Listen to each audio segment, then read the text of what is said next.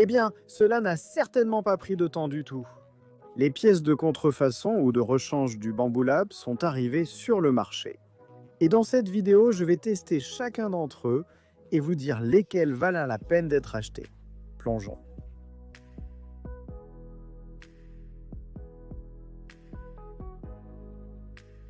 D'abord, quelques informations rapides sur pourquoi c'est important. Vous voyez, depuis le moment où Bamboo Lab a sorti leur révolutionnaire X1 Carbone, les gens disent à peu près la même chose. C'est une imprimante incroyable qui change la donne, mais elle n'est pas open source. Comme je l'ai mentionné dans mon évaluation, c'est un écosystème fermé. Et bien que cela offre des avantages incroyables, comme une parfaite harmonie entre le matériel et le logiciel, et des performances qui changent l'industrie, cela signifie aussi, comme tant de commentateurs YouTube aiment à me le rappeler, que vous dépendez entièrement de Bamboo Lab pour les pièces de rechange et le service. Où l'êtes-vous? Vous voyez, j'y pense depuis un moment maintenant et je me demande, est-ce que cela importe même que le matériel de Bamboo Lab ne soit pas open source? Je veux dire, regardez récemment, beaucoup d'entreprises dans l'industrie de l'impression 3D grand public ont décidé de rompre les rangs et de prendre la voie propriétaire avec certaines parties de leur écosystème. Cela inclut Slice Engineering qui intente une action en justice contre les entreprises qu'elle estime avoir copié leur design breveté, à E3D qui ne rend qu'une partie de leur nouvel écosystème Revo open source, à Bontech qui licence une technologie brevetée pour créer la buse CHT. Et pourtant, dans tous ces cas, quelques mois plus tard, le résultat final était le même qu'il aurait été dans le cas de l'open source. Des clones ont commencé à inonder le marché. Maintenant, vous pouvez obtenir des copies exactes, ou même des versions améliorées de chacun de ces produits qui peuvent même ne pas enfreindre la propriété intellectuelle parce qu'ils sont considérablement modifiés sur AliExpress pour une fraction du prix. Est-ce éthique légale?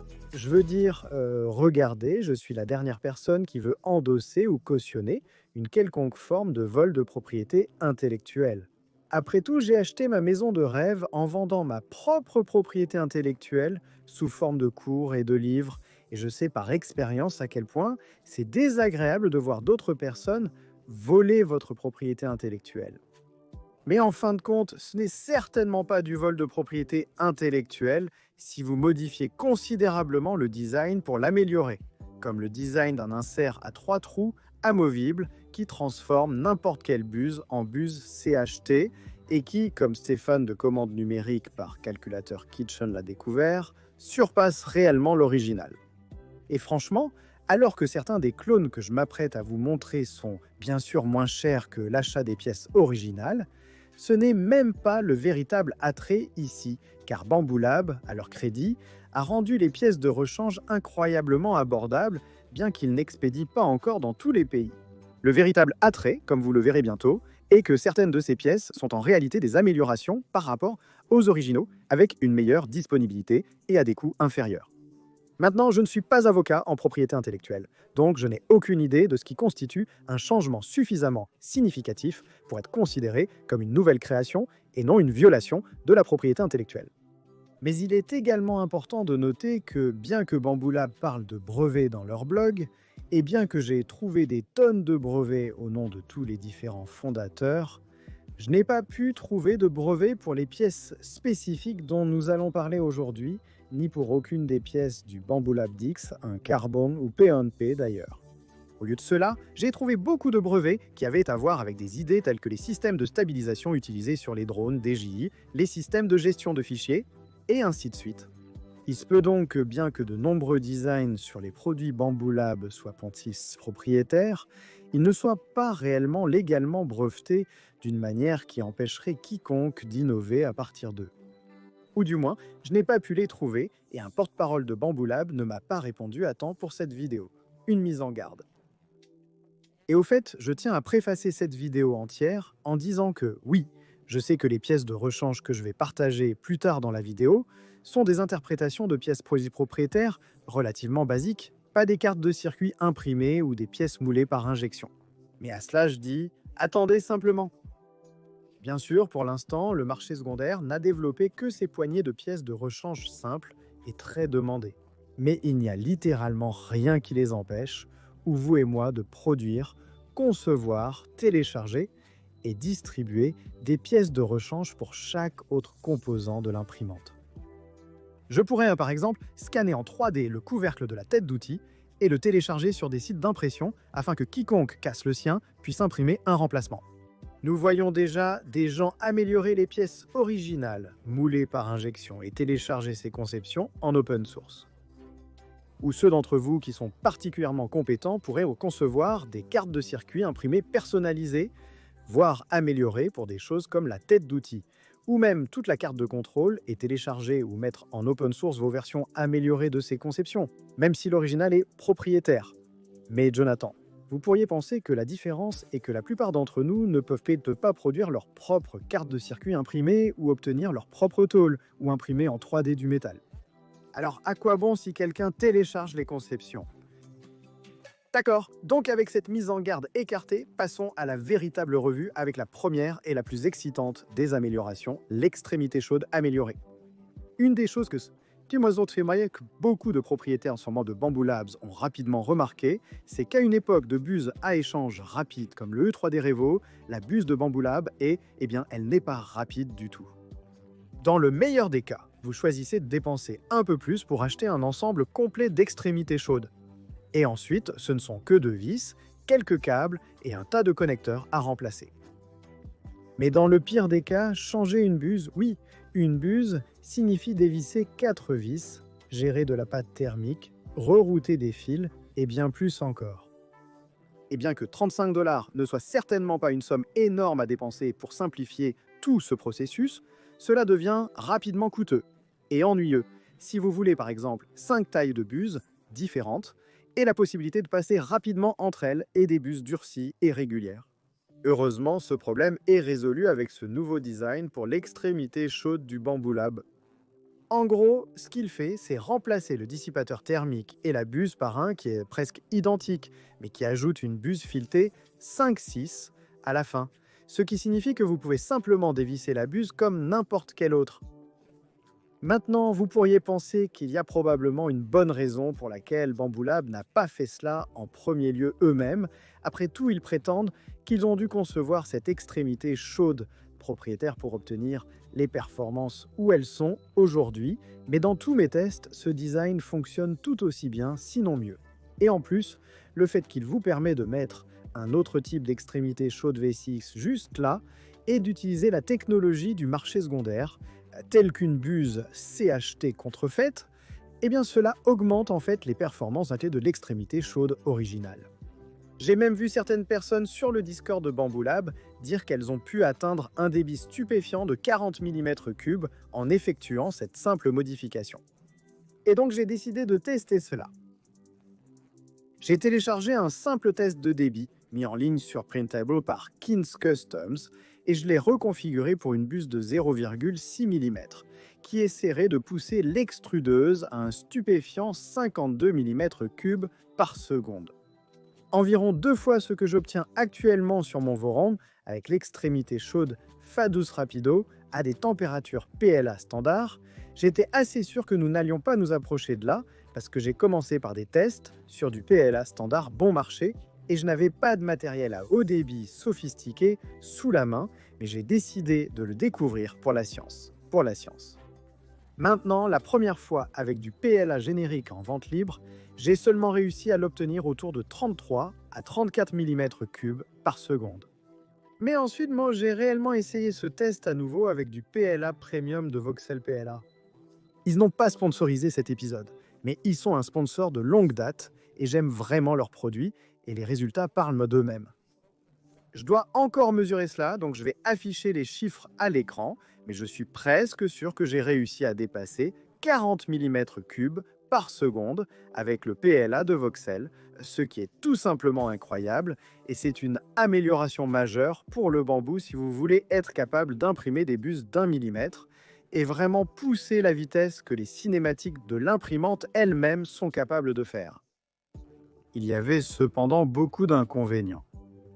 Premièrement, j'ai eu quelques petits problèmes pendant l'installation, bien qu'ils soient presque tous dus à une erreur de l'utilisateur. D'abord, J'ai essayé de réaliser cette mise à niveau à l'intérieur de l'imprimante et j'ai rapidement réalisé que c'était une énorme erreur. C'était plus facile de sortir l'extrémité chaude. Je ne sais pas à quoi je pensais. De plus, j'ai malencontreusement mis la pâte thermique partout, au lieu de juste là où elle est un nécessaire, entre l'élément chauffant et la zone plate de la buse.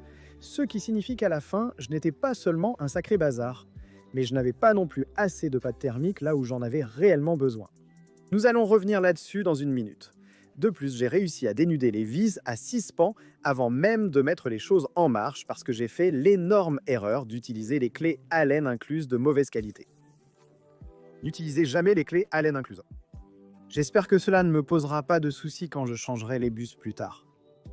Oh, et puis j'ai déchiré la chaussette en silicone. La seule chaussette en silicone que j'avais en essayant de la pousser sur la bus 5-6. Donc ouais, pas un processus d'installation super réussi. De plus, j'ai commencé à avoir de sérieux problèmes avec le thermistor qui ne fonctionnait pas correctement après la mise à niveau. D'abord, il indiquait 0, mais j'ai pu résoudre cela en redémarrant l'imprimante. Mais ensuite, j'ai eu quelques problèmes avec l'imprimante qui arrêtait toute l'impression parce qu'elle pensait qu'il y avait un problème avec le thermistor ou l'extrémité chaude.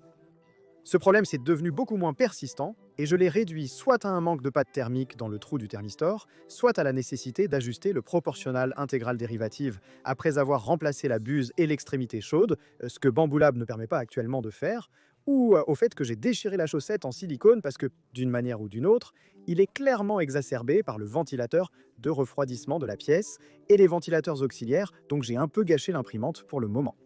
Abonnez-vous à la chaîne avec les notifications activées. Une fois le problème résolu, je partagerai la solution sur l'onglet Communauté pour aider d'autres personnes rencontrant le même problème. Et il y a plus. 100 tomes d'autres l'ont noté, une buse standard, Sent Inc 6 est trop haute. Et bien que les caractéristiques de la première couche parfaite de Dix One Cent sachent comment gérer cela et s'ajuster, et que je n'ai jamais eu de problème de première couche depuis la mise à niveau, cela crée occasionnellement une fenêtre pop-up agaçante sur l'écran, selon la plaque de construction que j'utilise, ainsi que vraiment faire des ravages sur l'essuie-glace de la buse. Regardez ça! Cela peut facilement être corrigé en meulant vos buses, espérons qu'elles ne sont pas authentiques Bondtech, d'1 mm ou 2 à l'aide d'une meule Dremel en diamant ou d'une meuleuse d'angle, mais personne n'a le temps pour ça. Mais si vous le faites, tout fonctionnerait parfaitement, mais cela pourrait ne même pas valoir la peine, surtout si vous avez d'autres imprimantes avec des extrémités chaudes de style Vestic que vous voulez échanger les buses entre elles. Maintenant, je peux vous dire que j'ai fait beaucoup d'impressions avec la buse qui dépasse. Et je n'ai pas eu de vrais problèmes à part ceux que j'ai déjà mentionnés, qui étaient nombreux, soyons honnêtes. 5 ou pourriez, bien sûr, aussi simplement acheter les buses. 5-6 spécialement modifiées que ce vendeur AliExpress propose, mais alors vous annulez en quelque sorte l'un des principaux avantages, du moins pour moi, de cette conception de tête chauffante. Et c'est la possibilité d'utiliser n'importe quelle buse que vous voulez, y compris les buses CHT que vous pourriez avoir. Et comme nous l'avons mentionné, l'idée générale est de ne pas être enfermé chez un seul fournisseur pour vos pièces de rechange. Alors, qu'avez-vous accompli si vous êtes simplement enfermé chez un autre fournisseur qui est encore moins réputé que... Quoi qu'il en soit, une chose à noter ici est que vous devez prêter attention à ce petit bout de filage, car j'ai eu le même problème lors de la mise à niveau de mon Voron vers une buse CHT, et donc cela semble avoir quelque chose à voir avec la fusion plus approfondie, et peut-être avec la difficulté de rétracter le filament fondu qui a déjà été divisé en 3. Bien sûr, ce n'est pas grave, juste un peu de filage, je vais le corriger au pistolet thermique ou ajuster mes profils. Mais à la fin de la vidéo, dans mes conclusions, je reviendrai sur ce filage et expliquerai pourquoi c'est en réalité bien plus grave que du simple filage. Alors restez à l'écoute pour cela. Pour le moment, je pense que nous avons assez parlé des buses. Il m'a fallu environ 2 heures juste pour enregistrer cette partie. Voici l'essentiel. Est-ce que je recommande cette mise à niveau ou non? Malheureusement, je vais devoir répondre par un quelque peu agaçant, ça dépend, mais je vais entrer un peu dans les détails et je vais expliquer pourquoi. Tout d'abord, il y a des vendeurs qui vendent ces pièces pour 28 $ et d'autres qui vendent une extrémité chaude complète, bien que sans le ventilateur, donc ce n'est pas complet, pour 47 $. Cela peut ne pas sembler une grande différence, mais souvenez-vous que Bamboolab vous vendra une extrémité chaude officielle complète avec le ventilateur qui est prêt à l'emploi pour seulement 35 $. Sans parler du fait que les vendeurs les plus chers vendent 3 buses de leurs modèles spéciaux Fantasy modifiés pour 24 $, alors que les buses en acier de bambou original ne coûtent que 9,99 € chacune. Et ne me lancez pas sur ce vendeur qui vend 3D chaussettes en silicone pour littéralement le double du prix des originales du fabricant. Maintenant, est-ce que je pense que c'est une bonne affaire à 28 $? Absolument. Et si vous utilisez les buses spécialement conçues, ça en vaut vraiment la peine. De plus, si vous prévoyez de changer souvent de buse, par exemple, si le Bamboo Lab est votre seule imprimante 3D, alors oui, je pense qu'il vaut probablement la peine d'investir de l'argent dans les buses. 5-6 à profil bas plus cher que ce qu'ils vendent, ou d'investir du temps pour meuler quelques-unes des buses contrefaites vous-même. Ce que vous allez devoir faire si vous voulez imprimer avec des buses de 0,8 ou 1,0 mm, car pour l'instant, il ne semble pas qu'ils offrent aucune des buses à profil bas dans ces tailles plus grandes, où vous devrez vivre avec le message d'erreur occasionnel de temps en temps.